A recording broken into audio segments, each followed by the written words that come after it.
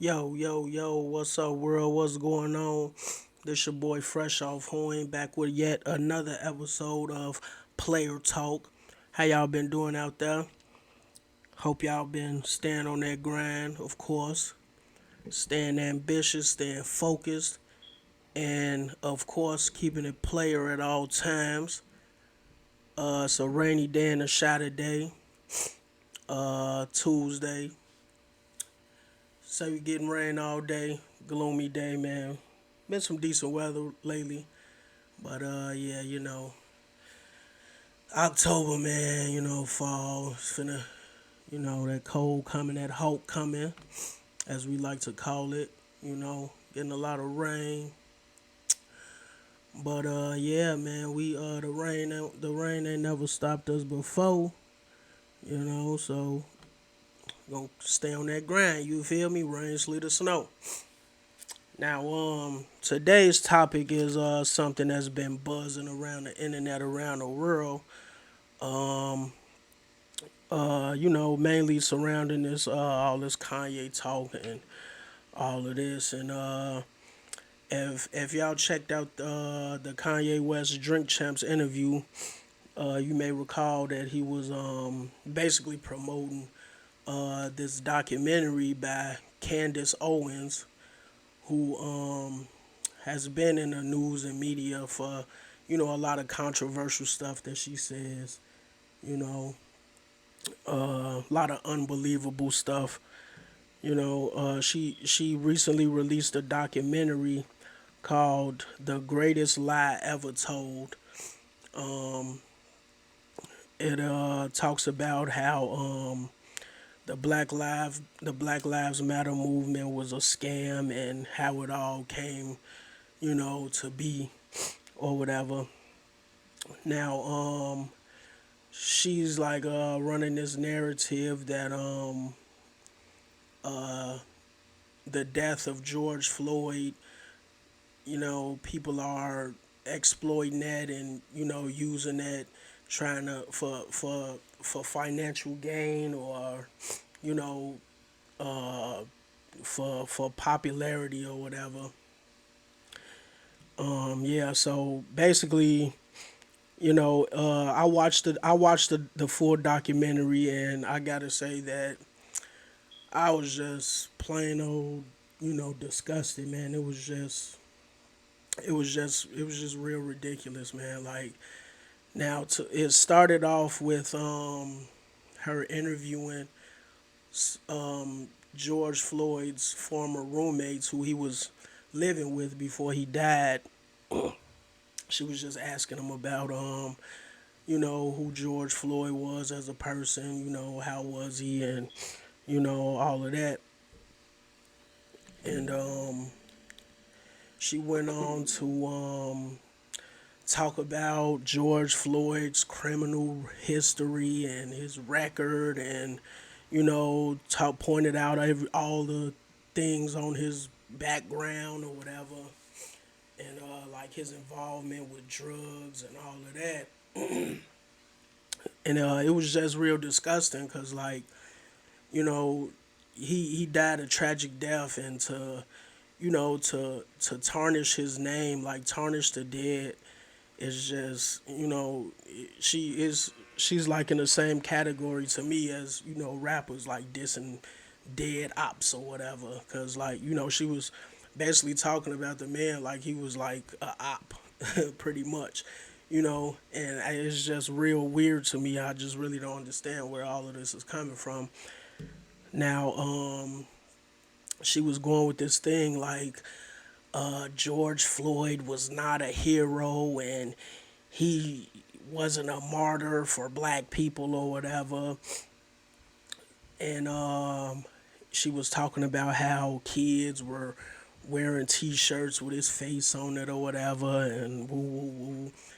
And my whole thing about that was, I've never encountered anybody. I've never heard anybody refer to George Floyd as a hero of any sorts. Never, not once. Like, we never knew about his background. We never knew, the things that his criminal record and all of this or whatever.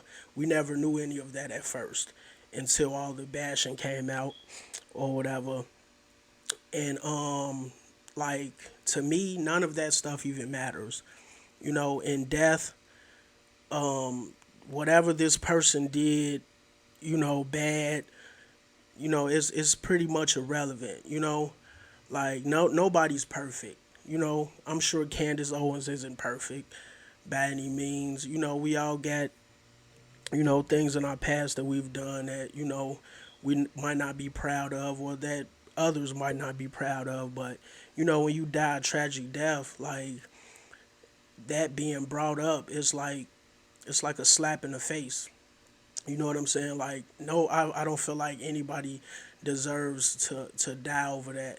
And now if he did some things wrong in the past, he definitely got locked up for it. He served his time for it. So, he paid his debt to society for that or whatever in the criminal court system as he should. Just like anyone should. You know what I'm saying? The man is dead and gone. He went through a tragic death, so none of that stuff should be digged up on him. You know, like I said, man, nobody ever looked at George Floyd like he was just a hero and he was just such a great person or a great human being. You know, I don't know him personally. I don't know if he was a bad man, a good man, or whatever, but nobody deserves to die at the hands of how he did. You know what I'm saying? So yeah, so basically Candace Owens, she's making claims basically that Black Lives Matter used George Floyd's fake murder. That's basically what she's calling it, to in this elaborate scheme to raise funds fraudulently. You know what I'm saying? That's basically what it boils down to. What the whole documentary boiled down to. And it was just sickening, man. It was real sickening.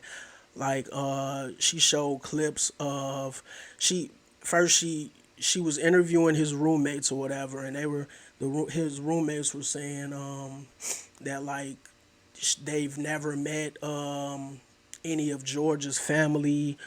They like his family never came to see where he was living or any of that, and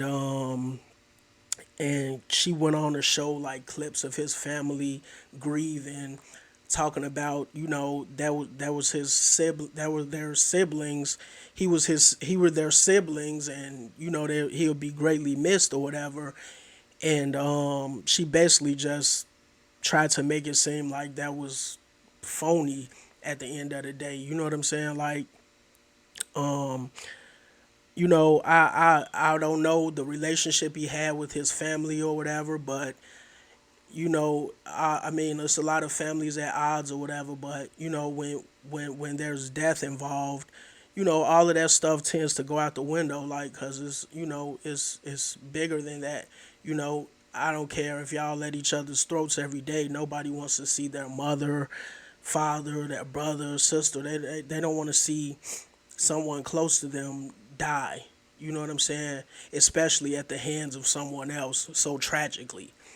And it was just crazy because she like basically compared their grief to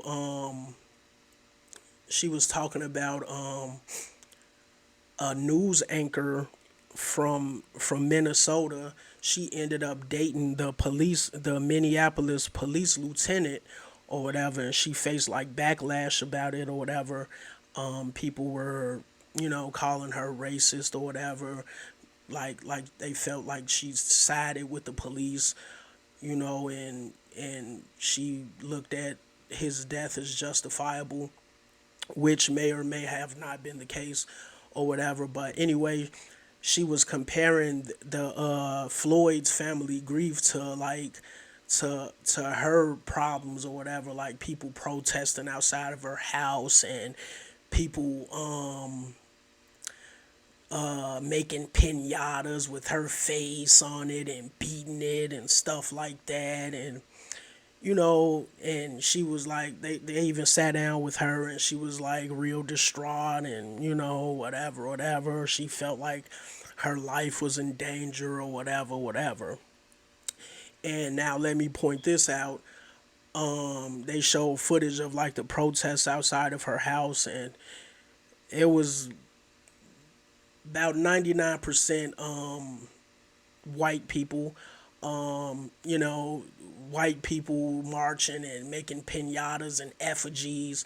Now, I'm black. I've been around black people all my life. I've never seen a black person make a pinata. That's not what we do. If we're angry, that's not how we show it. We're not making effigies and pinatas. Like, who has that type of time on their hands? You know what I'm saying? Like, so yeah. Anyway, yeah, I just felt like that comparison was totally wrong, totally out of line or whatever, because you taking away from their grief. You know what I'm saying? And making light of it. And she was saying like how basically like the Black Lives Matter organization, they basically just like found and hired like professional protesters and rioters, and they were bringing people to the city to tear it down and burn things up and a loot and all of that, like, which sounds totally ridiculous to me.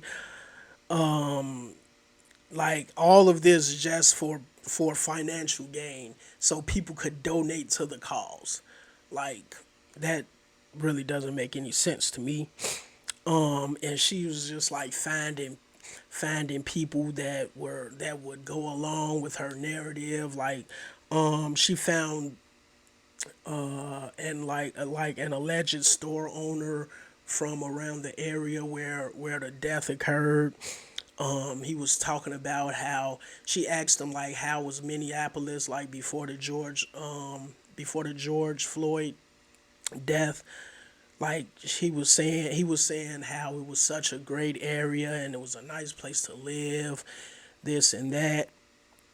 And I'm thinking like, and they were saying like after the George Floyd thing, it like it just basically did a 180. It turned around tragically, and now the murder rate has skyrocketed, and it's just terrible now.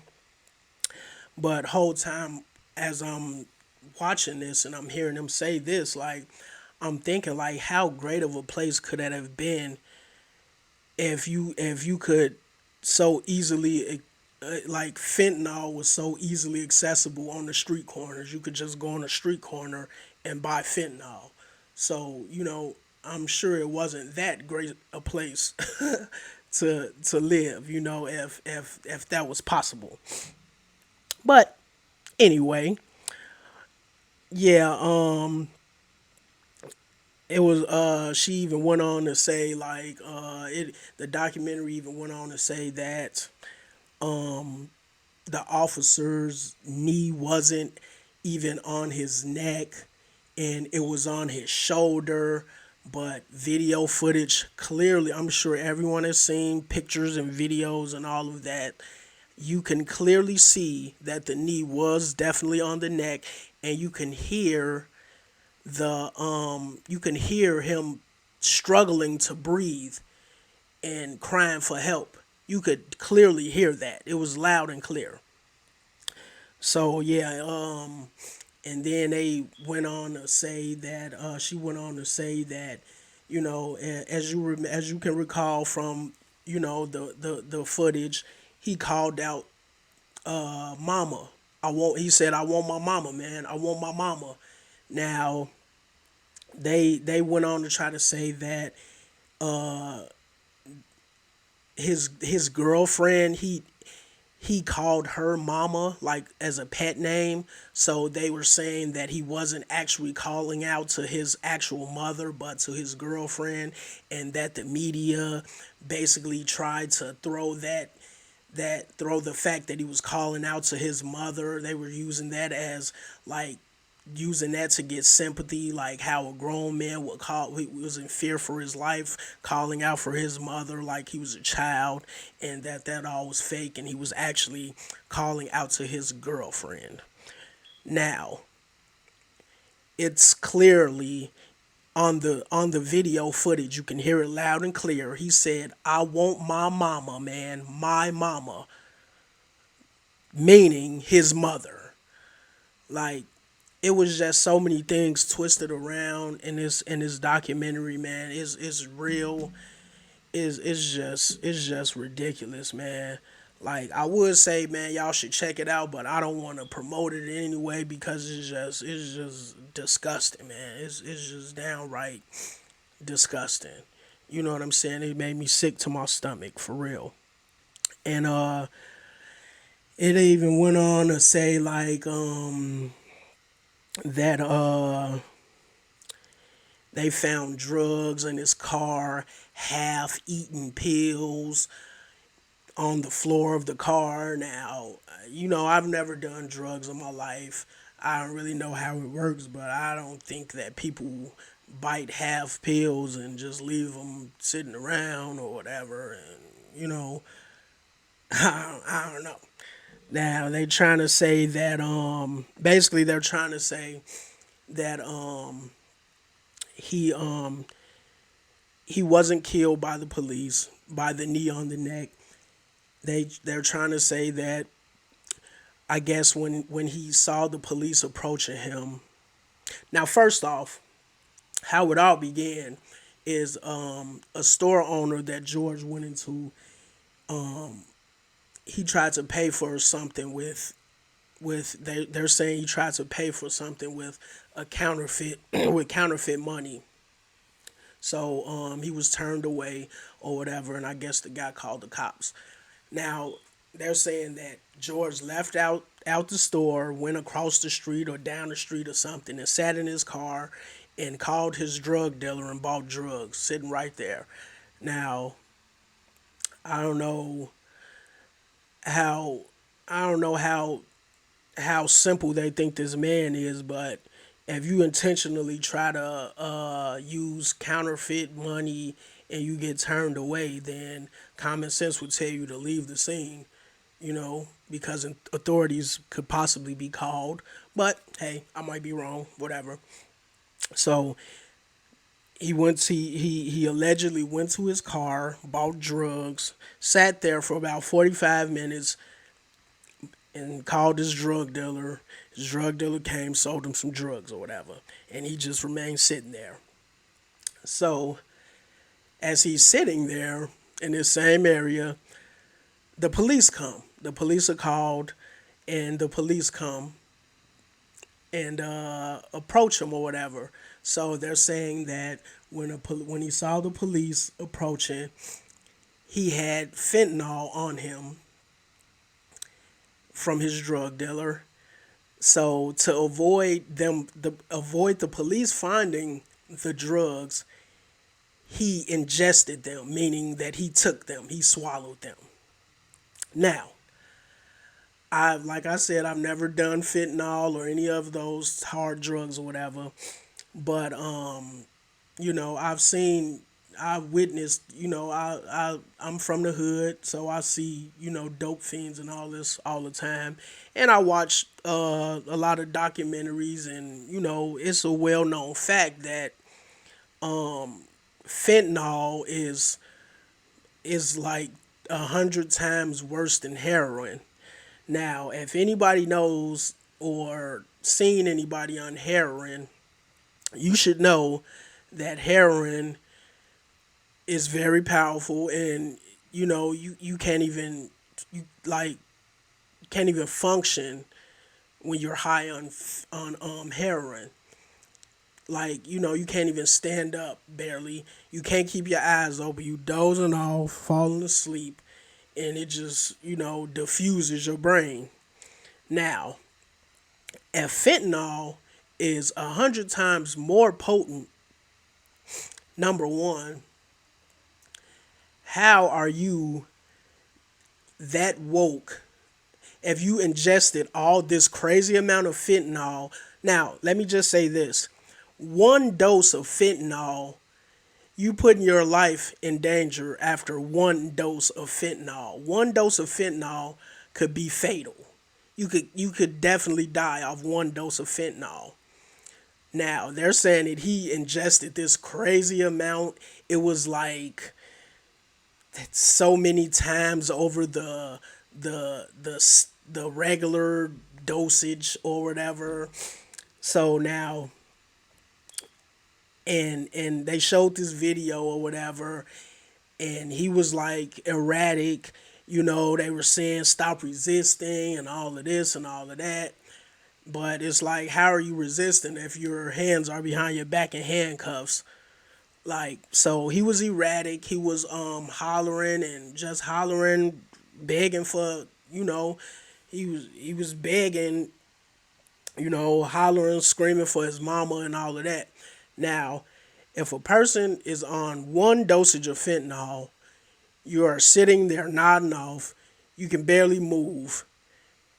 Now, they're saying that he ingested this crazy amount to hide it from the police. How is he this up and energetic and able to resist and holler and scream and all of this? That's crazy. I need a scientific explanation for that. You know what I'm saying? Like, so they're saying that that's the cause of his death because he ingested that crazy amount of fentanyl and overdosed. So that's that's just crazy, man. And the knee was not on the neck. This is what they're saying. This is what Candace Owens is saying, and this is what she has coaxed Kanye West into going to the media and telling the world. Yep, this is where we're at, people. But yeah, if you have a chance, check that documentary out, man. It's called The Greatest Lie Ever Sold. Now, she's saying that this was the greatest lie ever sold by the media, but you're going and making your own lie to the media, which is crazy to me. Yeah, this is where we're at. This is where we're at. This has sparked many debates and disagreements. And yeah, that's just my take on the whole thing, man. Uh, yeah, I would love to hear y'all thoughts on this subject matter. Like I always say, you can hit me up on the Playrrr Talk podcast page on Facebook. You can go there, leave your comments. Let me know how y'all thinking. Let me know how y'all feeling about this. Follow the Playrrr Talk podcast Instagram page. Yeah, man. Follow Freshoph on all digital streaming platforms. And yeah, man, I hope y'all have a great week. I hope y'all stay on that grind. I hope y'all stay ambitious. Hope y'all stay focused. And I hope y'all remain safe, and sucker free. And as always, keep it player at all times. Peace.